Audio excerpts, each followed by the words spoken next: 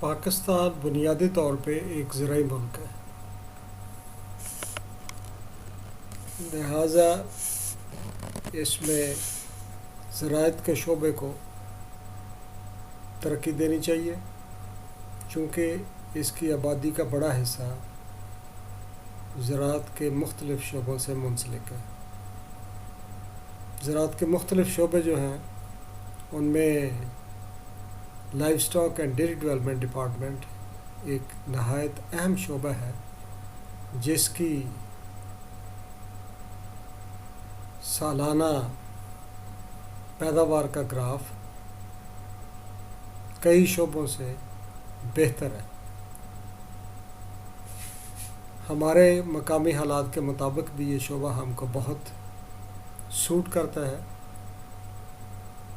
اور ہماری خوش قسمتی ہے کہ ہمارے ملک میں اور ہمارے علاقے میں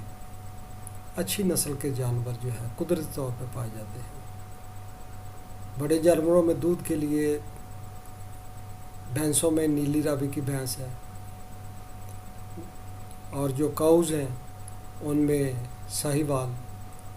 چولستانی اور ریڈ سندھی کی گائیں جو ہے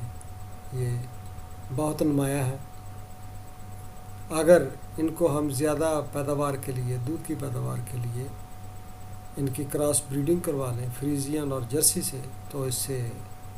پیداوار جو ہے وہ بہت زیادہ ہو سکتی ہے، جس کے لیے لازمی ہے کہ ہم اس کی باقاعدہ بہترین قسم کی نسل کو مینٹین کریں، اس کا باقاعدہ ویکسینیشن، اس کی ڈیورمنگ، اس کی خوراک، اس کی رہائش اور اس کو وہ ماحول وہ میسر کریں، تو ہم بہت اس سے پیداوار حاصل کر کے فائدہ اٹھا سکتے ہیں۔ چونکہ ہمارا ملک جو ہے اس وقت بھی دودھ کی پیداوار میں جو ٹاپ کے 5 ممالک ہیں ان میں شامل ہے، تو لہٰذا ہمارے لیے یہ بہت بڑا قدرت کی طرف سے موقع ہے کہ ہم اس سے فائدہ اٹھائیں اور اپنے لوگوں کے لیے کاروبار جو ہے وہ پیدا کریں، اس کے مواقع پیدا کریں۔ بہت سارے شعبے اس سے منسلک ہو جائیں گے۔ ڈیری انڈسٹری جو ہے یہ بہت بڑا ایک شعبہ ہے، اور اس سے اگر دیکھیں تو بہت ہم لوگوں کو روزگار مہیا کر سکتے ہیں، دے سکتے ہیں، اور یہ ہماری ملک کی معیشت کو بہت بڑا ایک سہارا مل سکتا ہے۔ اس میں اگر ڈیری پروڈکٹس جو ہے ان کا بزنس کیا جائے تو اس میں بہت سارے شعبے ہیں، مثلا اس میں پروسیسنگ کا شعبہ ہے، ملک مارکیٹنگ کا شعبہ ہے، اور اس کے بعد اس کے جو بائی پروڈکٹس ہیں ان کا بہت زیادہ استعمال ہے، ان کی مارکیٹ ہے دنیا میں، تو یہ ہمارے لیے ایک قدرت کی طرف سے اچھا موقع ہے کہ ہم اپنے جانوروں سے فائدہ اٹھائیں اور اس کی طرف توجہ دیں۔ بڑے جانوروں میں گائے بھینس بہت اچھی ہے، چھوٹے جانوروں میں ہماری بیتل نسل کی بکری جو ہے وہ دودھ اور گوشت کے لیے بہترین ہے، مٹن کے لیے۔ چھوٹے جانوروں میں بھیڑ بکری اور دوسری نسلیں اس کی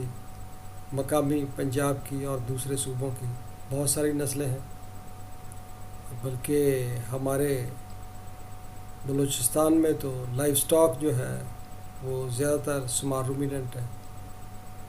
اسی طرح سے ہمارا جو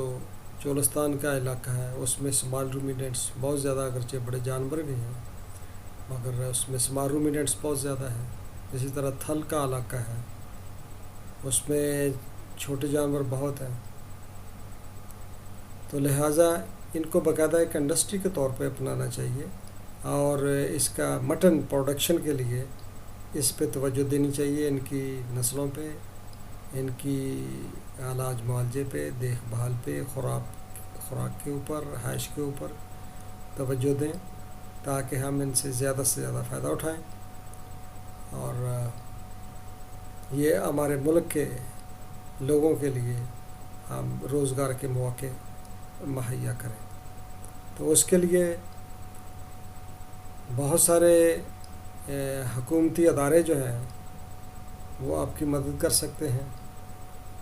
حکومت کو اس سلسلے میں چاہیے کہ وہ سہولتیں پیدا کرے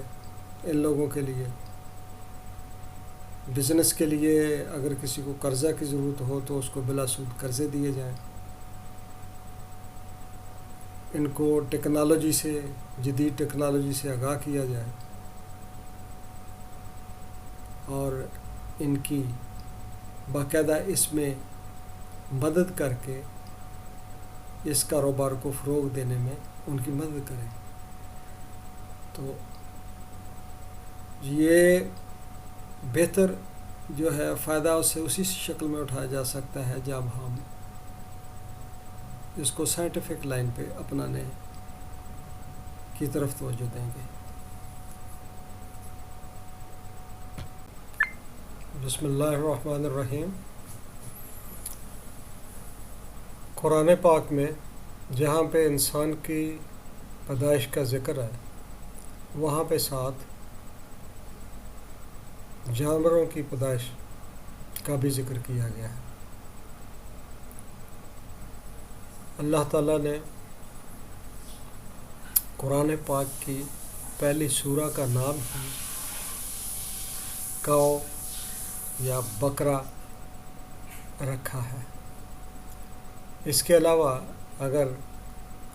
حضرت موسیٰ علیہ السلام کی مختلف باتیں جن کا ذکر قرآن پاک میں ہے وہ پڑھیں تو پتہ چلتا ہے کہ وہ بھیڑ بکریاں چراتے رہے ہیں، اور ان کے اس لاٹھی تک کا ذکر کیا گیا ہے جو کہ بھیڑ بکریوں کی خوراک درختوں سے جھاڑنے کے یعنی پتے جھاڑنے کے کام آتی تھی۔ تو لہٰذا انسان اور جانور کا چولی دامن کا ساتھ ہے، اور یہ شروع سے ہی تخلیق کائنات کے وقت یہ ساری چیزیں اللہ تعالیٰ نے پیدا کی ہیں جو کہ ایک دوسرے کے لیے فائدہ مند ہیں۔ اب بہت سے جانور ایسے ہیں جن کو انسان نے اپنے استعمال کے لیے ان کو باقاعدہ پالتو بنا لیا ہے۔ تو جو پالتو جانور بنائے گئے ہیں اس میں زیادہ تر ذکر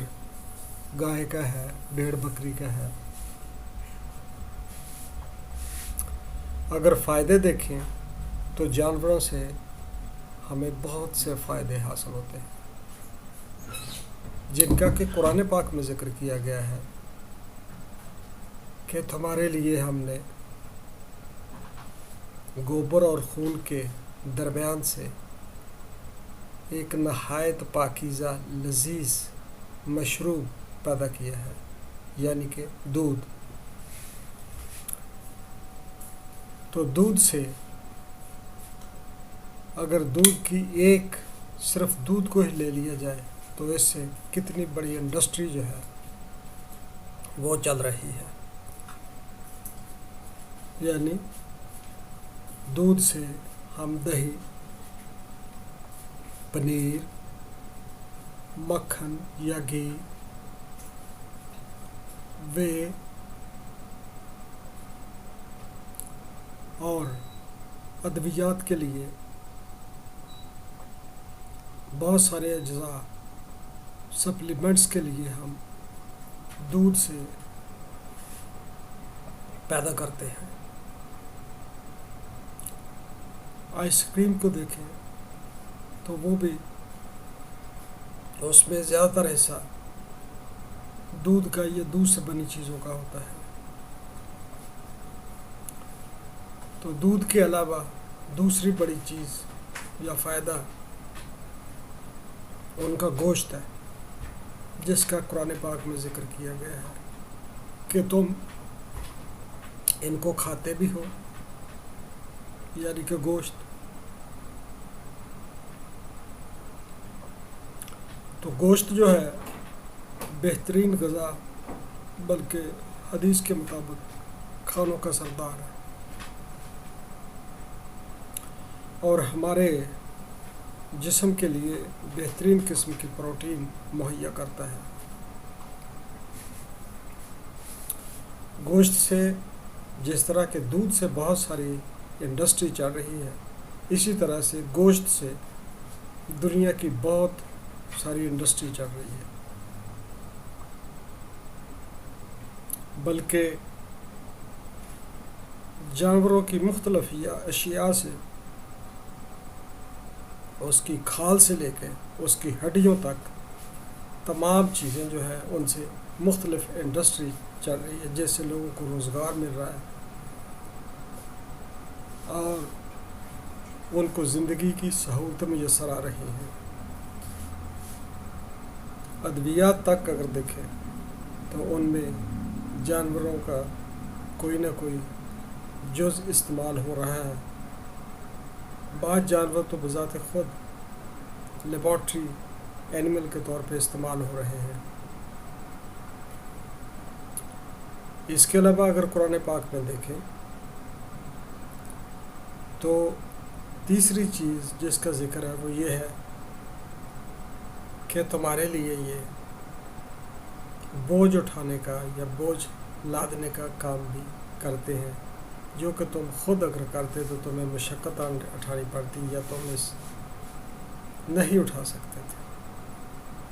تو اس کا مطلب ہے کہ ٹرانسپورٹیشن جو ہے وہ ہمیں مہیا کر رہے ہیں جانور۔ اگر آپ دیکھیں، گھوڑا دیکھیں، گدھا دیکھیں، کھچر دیکھیں، ہماری کھیتی باڑی کے کام، ہمارے دوسرے جو ٹرانسپورٹ کے شعبے ہیں اس میں، جس میں تانگے کا استعمال ہے، بیل گاڑی کا استعمال ہے، اس میں بگی کا استعمال ہے، یہ سواری کا کام ہے، گھوڑ سواری ہے، کیمل رائڈنگ ہے، ہارس رائڈنگ ہے، یہ سارے وہ ہماری سواری کے بھی کام آتے ہیں۔ جنگوں میں سب سے بڑا ہتھیار جو تھا یا کسی جنگ میں کامیابی کا جو ایک بنیادی ہتھیار تھا وہ گھوڑا یا کوئی بھی اونٹ جانور ہوتا تھا۔ تو ان کے علاوہ ہمیں ان سے اون حاصل ہوتی ہے، بال حاصل ہوتے ہیں، جیسے اب دیکھ لیں وول انڈسٹری جو ہے وہ کتنی اس کی کتنی وہ قسم کی وہ اس میں مختلف اشیاء تیار ہوتی ہیں ہمارے لباس کے لیے۔ قرآن پاک میں اس کا بھی ذکر ہے کہ تمہارے لیے لباس مہیا کرتے ہیں، اور اس کے بعد قرآن پاک میں ذکر ہے کہ تمہارے لیے یہ عزت کا مقام بھی ہے، ایک آنر کے طور پہ بھی تمہارے جانور جو ہیں تمہارے لیے ایک معاشرے میں ایک سٹیٹس سمبل کے طور پہ استعمال ہوتے ہیں، جس کا قرآن پاک میں ذکر ہے کہ جب تم ان کو چرانے کے لیے لے جاتے ہو یا چرا کے واپس لاتے ہو تو تمہارے لیے یہ بھی ایک بہت بڑی ایک عزت اور شان ہے۔ تو اس کا مطلب یہ ہے کہ ان تمام فائدوں کے علاوہ سب سے بڑا فائدہ جو ہے وہ یہ ہے کہ جانور ہمارے لیے تفریح، سکون اور ہماری عزت و وقار کے لیے کام آتے ہیں۔ اگر آپ مقامی طور پہ ہم دیکھیں تو گھوڑوں کو اس شعبے میں زیادہ اعلیٰ مقام حاصل ہے، یعنی ٹینٹ پیکنگ ہے، نیزہ بازی، پولو ہے، اس میں ہارس رائڈنگ ہے، تو یہ ہمارے لیے بہت بڑی تفریح کے طور پہ استعمال ہو رہے ہیں. تو تفریح بھی مہیا کرتے ہیں ہمارے لیے، کھیل تماشے کا وہ ہمارے لیے باعث بنتے ہیں. اس کے علاوہ بعض جانور ایسے بھی ہیں جو کہ مزید مختلف کھیلوں میں استعمال ہوتے ہیں، یعنی بیل. تو بیل جو ہیں وہ کئی علاقوں میں ان کی ریس باقاعدہ ہوتی ہے، جس کو ہم کہتے ہیں بل ریس. اس میں بیل گاڑی کا استعمال ہے، کرا جسے کہتے ہیں کرا کمپٹیشن ہے. اور اس کے علاوہ چھوٹے جانور یعنی ڈاگ، جن کو ہم کہتے ہیں کہ گرے ہاؤنڈس، شکاری کتے، اس سے وہ ہنٹنگ کرتے ہیں. تو بہت بڑا یہ ایک تفریح اور یہ مشاغل کے طور پہ استعمال ہوتے ہیں چیزیں. بلکہ پہلے وقتوں میں تو ان مشاغل کا جو تھا وہ ایک مقام تھا، اور ایک خاص طبقہ جو تھا وہ یہ اپناتے تھے چیزیں، اور خاص کر حکمران طبقہ یا ایلیٹ جو ہے ہماری، ان میں یہ چیزیں تھیں اور وہ چیزیں یہ مینٹین کرتے تھے. تو لہٰذا ہمیں ان کے علاوہ بہت سارے فائدے ہیں کہ ان چیزوں سے آپ دیکھیں اگر تو بہت ساری بائی پروڈکٹ ہیں. یہ مثلا گوبر کی کھاد ہے، تو یہ بہت اہم چیز ہے ہماری فصلوں کے لیے. تو اس کے علاوہ یہ ہمارے مذہبی مختلف جو ایونٹس ہیں ان پہ استعمال ہوتے ہیں. جانور قربانی کا موقع ہے تو اس کے اوپر اونٹ، گائے، بیل، بکرا، بھیڑ، یہ جانور سارے قربانی کے لیے ذبح کیے جاتے ہیں.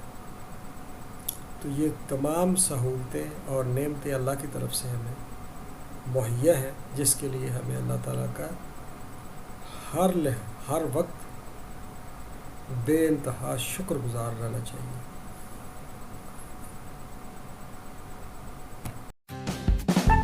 تازہ ترین اپلوڈز کی نوٹیفیکیشن حاصل کرنے کے لیے ہمارے چینل کو سبسکرائب کریں اور ساتھ میں دیے گئے گھنٹی کے نشان کو دبانا نہ بھولیں.